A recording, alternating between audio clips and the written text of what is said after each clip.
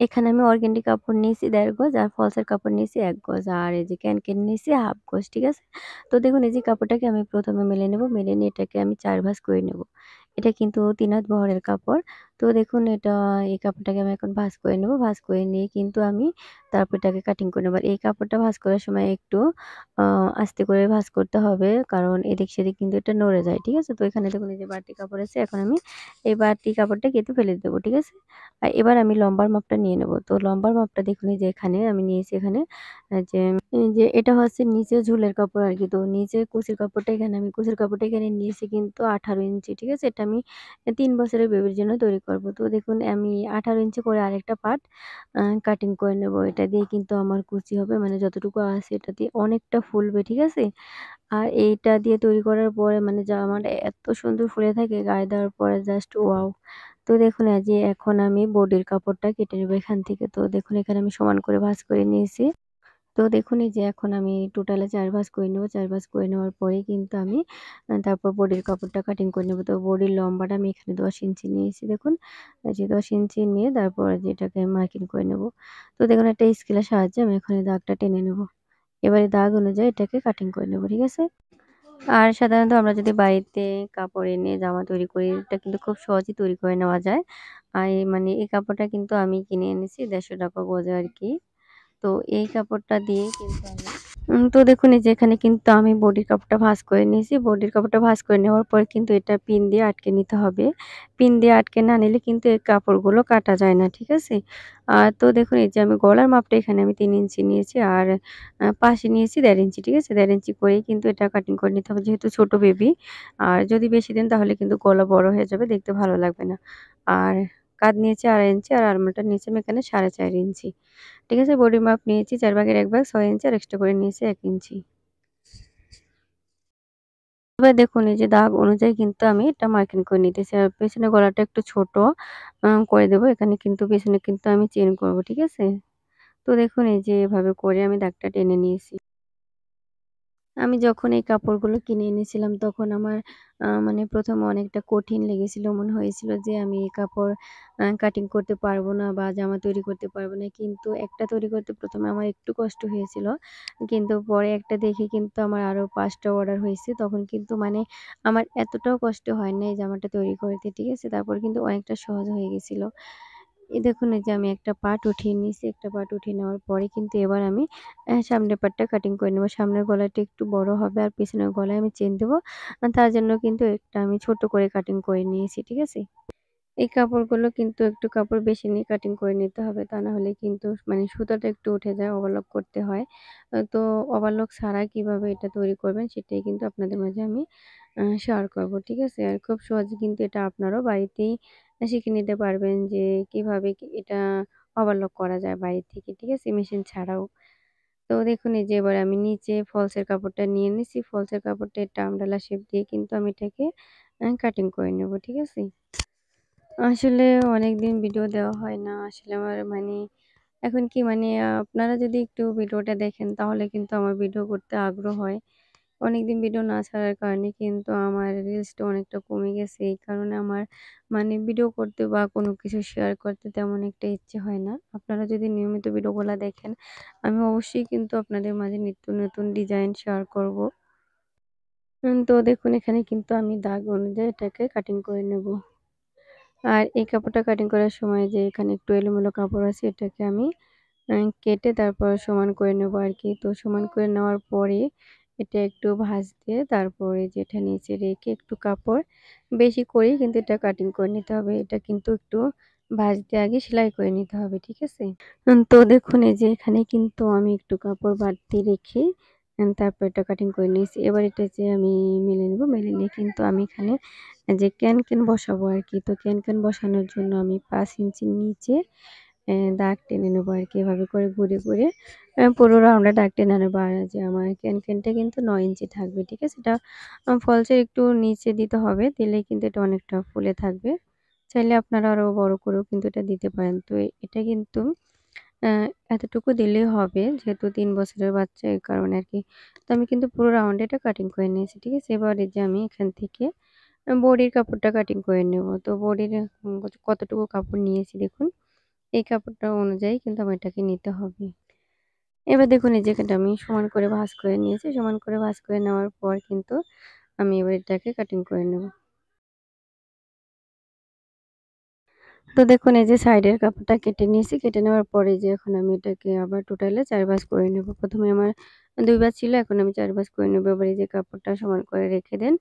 এটার উপরে একই মাপে কিন্তু এটা আমার কাটিং করে নিতে হবে। ঠিক আছে? তো এটা কিন্তু আমি সেলাই করার সময় পিন দিয়ে আটকে তারপর এটাকে কাটিং করে নেব। তো দেখুন এই যেভাবে করে পিন দিয়ে আটকে নিয়েছি। পিন দিয়ে আটকে নিয়ে কিন্তু এই দাগ অনুযায়ী এখন এটা কাটিং করে নেব। তো দেখুন আমি কিন্তু এটা একসাথে করে আটকে নিচ্ছি। আটকে নেওয়ার পরে এই যে এভাবে করে এটা কাটিং করে নেব সমান করে। ঠিক আছে? আর এই পর্যন্ত দেখে যদি ভিডিওটি ভালো লেগে থাকে অবশ্যই চ্যানেলটি সাবস্ক্রাইব করবেন, সাথে বেল বাটন ক্লিক করে রাখবেন যাতে আমার পরবর্তী ভিডিওর নোটিফিকেশন চলে যায়। আর যারা অলরেডি সাবস্ক্রাইব করেছে তাদেরকে অসংখ্য ধন্যবাদ। ভালো লাগলে অবশ্যই লাইক, কমেন্ট, শেয়ার করে দিবেন। তো দেখুন এই যে এখানে আমি গলাটা একটু করে গলাটা তৈরি করে নেব। এটা কিন্তু আমি এই জামাটা তৈরি করব কিন্তু লেস দিয়ে। ঠিক আছে? লেসটা আমার দেখানো হয়নি। তো এটা আমি সেলাই করার সময় কিন্তু আপনাদেরকে লেসটা দেখিয়ে দেব। ঠিক আছে? তো দেখুন এই যে আমি কিন্তু এটা কাটিং করে নিয়েছি। কাটিং করে নেওয়ার পরে দেখুন এই যে আ এটার উপর রেখে দেন তারপর পিন দিয়ে আটকে নিতে হবে। আটকে নিয়ে আমি এটা সেলাই করে নেব। তো দেখুন এই যে এভাবে করে রেখে আমি এবার পিন দিয়ে আটকে নিয়েছি। আটকে নিয়ে কিন্তু এটা আমি সেলাই করে নেব। ঠিক আছে? এখানে কিন্তু আমি গলাটা আলাদা করে কাটিং করে নিয়ে এখানে একটা কাপড় রেখে তারপর এভাবে আটকে সেলাই করে নিয়েছি। ঠিক আছে? এবারে যে এখানে একটু, একটু করে কেঁচি দিয়ে কেটে নেব। কেটে নিয়ে কিন্তু আমি এটাকে উল্টো করে নেব। ঠিক আছে? তো দেখুন এবার পিনগুলো উঠায় নেব। উঠায় নেওয়ার পরে এই যে এখানে যে কাপড়টা আছে এলোমেলো, এই যে বাড়তি কাপড়টা এবার কেটে নেব। কেটে নিয়ে কিন্তু এটা একটু ভাঁজ দিয়ে তারপর এটা সেলাই করে নেব। ঠিক আছে? তো দেখুন এই যে একটা ভাঁজ দিয়ে এটা সেলাই করে নিয়েছি। সেলাই করে নেওয়ার পরে যে এটা উল্টো করে যে এটার উপর একটা চাপ সেলাই দিলেই কিন্তু গলাটা খুব সুন্দর করে ফিনিশিং হয়ে বসে থাকবে। ঠিক আছে? এবার এই যে আমি এটাকে উল্টে নেব। উল্টে নেওয়ার পরে যে এখানে গলাটার উপর একটা সেলাই করে বসিয়ে দেবো। ঠিক আছে? তো দেখুন আমার যে গলাটা কিন্তু রেডি হয়ে গেছে। ঠিক আছে? এবারে যে এটার উপরে ওই যে অর্গানডি কাপড়টা বসিয়ে নেব যে এটার উপরে রেখে তারপর এটা যে সেলাই করে নিয়েছি। ঠিক আছে? দেখুন এই যেখানে আমি পাইপিং করে নিয়েছি আর এখানে যে লেসটা করবো এই লেসটা অনেকটা চওড়া। ঠিক আছে? তো এখান থেকে একটু লেস আমি কেটে নেব। কেটে নিয়ে কিন্তু আমি গলার পাইপিং এর উপরে এটা বসিয়ে নেব। ঠিক আছে? তো দেখুন এই যে আমি এই যে এটা কিন্তু কাটিং করে নিয়েছি। এটা একটু আস্তে করে কাটিং করে নিতে হবে। এই লেসটাকে আলাদা করে নেব যে এটা আবার গলার উপরে রেখে পাইপিং এর উপরে আরকি। তো এটার উপরেই কিন্তু আমি এটা আস্তে, আস্তে করে ঘুরিয়ে বসিয়ে নেব। ঠিক আছে? এভাবে করে বসালে কিন্তু জামাটা দেখতে অনেকটা ভালো লাগে। তো দেখুন এই যে আমার এটা বসানো হয়ে গেছে। বসানো হয়ে যাওয়ার পরে যে আমি এবার এই যে এখানে এই লেসটা বসাবো আরকি। তো দেখুন এই যে এখন আমি যে এটা সেলাই করে নেব আরকি। তো এখানে যেই বাড়তি কাপড়টা আছে আরকি, তো যেভাবে করে রেখে দেন সেলাই করে নিতে হবে। তো আমি পুরোটা সেলাই করে নিয়েছি। সেলাই করে নেওয়ার পরে এই যে লেসটা এক পাশ থেকে বসিয়ে নেব। এক পাশ থেকে এই যে বসিয়ে নিয়ে তারপর আরেক পাশে আবার বসিয়ে নেব। এটা একটু লক্ষ্য করলে আপনারা বুঝতে পারবেন যে এটা আমি কিভাবে সেলাই করেছি। ঠিক আছে? তো দেখুন এই যে এক পাশে এটা সেলাই করে নিয়েছি। সেলাই করে নেওয়ার পর এবার এই যে এপাশ থেকেও কিন্তু এই যে আমি গলার যে মাপ মতো ওটা বসিয়ে নেব। বসিয়ে নিয়ে তারপর তো দেখুন এই যে এভাবে করে বসিয়ে নিয়ে একটু মানে বাঁকা করে এটা নিব যাতে এটা একটু ডিজাইন হয়ে বসে আরকি। তো দেখুন এই যেভাবে করে এখানে কিন্তু আমি আর মার্কিং করি নাই। এভাবে করে এটা সেলাই করেই কিন্তু আমি একটু বাঁকা করে বসিয়ে দেব। ঠিক আছে? আর এভাবে বসানোটা কিন্তু খুব ইজি। এভাবে জামা তৈরি করলে কিন্তু মানে এমনিতে অনেকটা ফুটে ওঠে। ঠিক আছে? তো দেখুন এটা আমার সেলাই করা হয়েছে। এবার যে আমি পিছনের গলাটা তৈরি করব আরকি। তো পিছনের গলাটা তৈরি করার জন্য আমি মাঝখানে ২ টা সিলি করে নিয়েছি। সিলি করে নেওয়ার পরে তারপরে যে চেনের জন্য এখান থেকে একটু ভাঁজ দিয়ে ভেঙে সেলাইটা করে নেব। তো ২ পাশ থেকে একটু ভাঁজ করে সেলাই করে নিতে হবে। তা না হলে কিন্তু এটা মানে চেনটা বসানো যাবে না। কাপড়টা এদিক সেদিক হয়ে যাবে। ঠিক আছে? তো দেখুন এই যে চেনটা নিচে রেখে তারপর এটার উপরে রেখে আমি এবার এই যে চেনের ঘরটা তৈরি করে নেব। এক পাশেরটা বসিয়ে নিয়েছি। এবারে যে আমি আরেক পাশেরটাও বসিয়ে নিয়েছি। ঠিক আছে? এবারে যেখানে যে বাড়তি যতটুকু আছে এটা কেটে ফেলে দেব। কেটে ফেলে দিয়ে কিন্তু আমি এবার এখানে পাইপিং করে নেব। ঠিক আছে? তো দেখুন এই যে আমি বাড়তি কাপড়টা কেটে নিয়েছি। কেটে নিয়ে কিন্তু এখানে আমি পাইপিংটা করে নিয়েছি, ঠিক আছে? তো দেখুন এবার ২ টা একসাথে রেখে দেন তারপর সেলাই করে নেব। এবার দেখুন এই যে ২ টা একসাথে করে রেখে তারপর সেলাই করে নিয়েছি। সেলাই করে নেওয়ার পরে এবারে যেখানে আমি লেস করব আরকি। তো এই লেসটা বসাবো এখানে। তো এই লেসটা দেখুন এই যে এটার উপরে একটু মানে ফাঁকা রেখে আরকি মানে এম ১/২ ইঞ্চি থেকে একটু বেশি রাখতে হবে আরকি। মানে পুরো ১ ইঞ্চি না।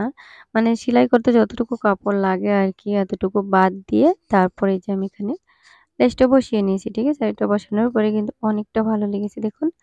তো দেখুন এই যে আমার এটা বসানো হয়ে গেছে। বসানো হয়ে যাওয়ার পরে এবারে যে আমি এখন এই যে এটা উল্টে নিয়েছি দেখুন। এটা কিন্তু দেখতে অনেকটা ভালো লাগতেছে। এবার এই যে আমি নিচে একটা পার্ট সেলাই করে নিয়েছি আরকি ২ টা একসাথে জয়েন করে নিচে এটা সেলাই করে এই যে লেসটা বসিয়ে নিয়েছি। ঠিক আছে? তো দেখুন এই যে এখানে কিন্তু আমি চওড়া লেসটাই দেব যাতে একটা লেসই আমার হয়ে যায়। ঠিক আছে? আর যদি চিকন লেস দেন তাহলে কিন্তু ২ টা করে দিতে হবে। তা না হলে দেখতে ভালো লাগবে না। তো আমি এখানে চওড়া করে কিন্তু একটা লেসই বসিয়েছি। ঠিক আছে? তো দেখুন এখানে অনেকটা কিন্তু কাপড়। এবার এই যে দেখুন আমি নিচে ফলসের কাপড়টা সেলাই করে নেব।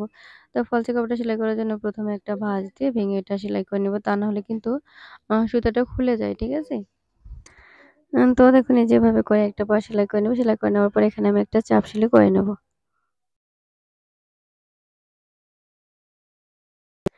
তো দেখুন এই যে এবার আমি ক্যানক্যানটা সেলাই করব। তো ক্যানক্যানে আমি একটা জয়েন করে নিয়েছি। জয়েন করে নেওয়ার পরে এখানে আমি এটা অনেকটা ঘন করে কুচিটা দিয়েছি। কারণ কুচিটা যত ঘন হবে এটা কিন্তু ফুলে থাকবে। ঠিক আছে?